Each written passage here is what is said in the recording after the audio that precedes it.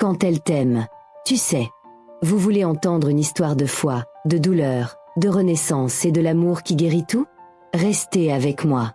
Voici l'histoire d'un homme d'église, d'un pasteur, qui après l'orage, a retrouvé la lumière.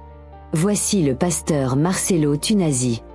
Il y a un peu plus d'un an, le 12 juin 2024, le monde spirituel du pasteur Marcelo bascule. Son épouse, Blanche Tunasi, partie trop tôt suite à une crise cardiaque en Turquie, le laisse veuf. 3 décennies de vie à ses côtés, cofondatrice de l'église La Compassion, mère de 4 enfants. Elle avait tout construit avec lui. Leur disparition soulève une onde de choc au sein de la communauté.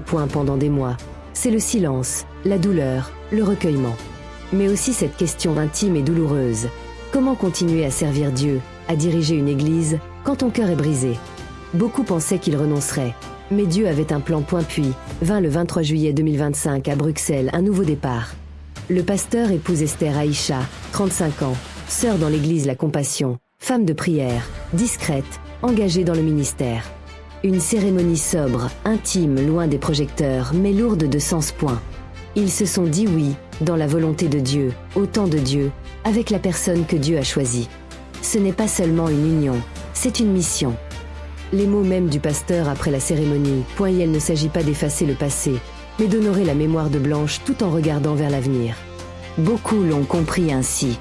Pour eux, cette union signe la restauration, une nouvelle phase de vie, de ministère, de service à Dieu. Quand Esther est arrivée à Kinshasa, l'accueil a été chargé d'émotions.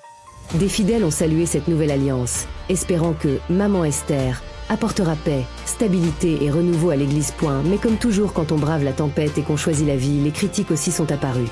Certains reprochent au pasteur de s'être remarié trop vite, de ne pas avoir suffisamment honoré le deuil. Dans les réseaux sociaux, la division s'est fait sentir. Face à cela, le pasteur n'a pas cherché à se cacher. Il a dit haut et fort qu'il ne s'agit pas d'un simple mariage, d'une union mondaine, mais d'un projet spirituel, une mission. Il a affirmé que le don du célibat ne lui avait pas été accordé, et qu'il était temps de se relever, pour lui, pour ses enfants, pour l'église. Dans une vidéo publiée quelques jours après, il a répondu avec calme aux détracteurs. Vous m'insultez, moi je sers Dieu. Vous m'insultez, moi je prêche l'évangile. Il a affirmé que le vrai combat était spirituel et pas dans la chair. Quand elle t'aime, tu sais. Ce n'est pas simplement une phrase d'amour, c'est la reconnaissance d'un appel, d'une vision partagée, d'un engagement renouvelé. Parce qu'est né un couple, non pas pour effacer hier, mais pour bâtir demain. Un couple pastoral uni par la foi, la prière, le service. Et aujourd'hui, l'histoire de Marcelo et Esther est ce témoignage vivant, de la douleur qui n'achève pas, mais prépare la résurrection, de la confiance en Dieu qui restaure, relève, redonne espoir. Chers frères et sœurs, que cette union soit pour nous une leçon. Dans la perte, Dieu peut semer un nouveau départ. Dans le silence de la douleur, il prépare la voie du renouveau. Et quand l'amour véritable frappe, tu le sais.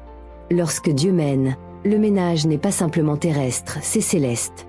Que le Seigneur bénisse ce couple, bénisse leur ministère, et bénisse tous ceux qui, comme eux, osent croire que la fin de l'épreuve n'est que le début d'un appel renouvelé.